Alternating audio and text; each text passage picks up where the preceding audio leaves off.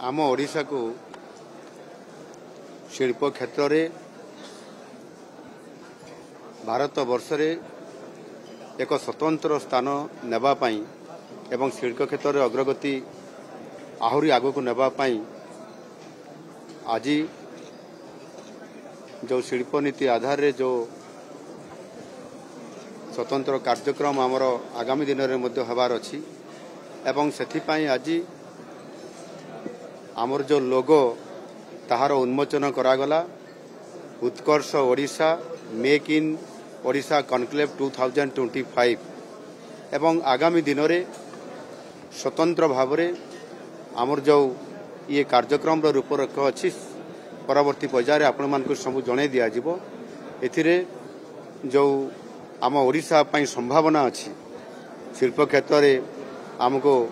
अधिक उत्कर्षता लाभ करिवार से परिप्रेक्षी रे यार स्वतंत्र आगामी 2025 एवं ये 2024 एंडिंग भितर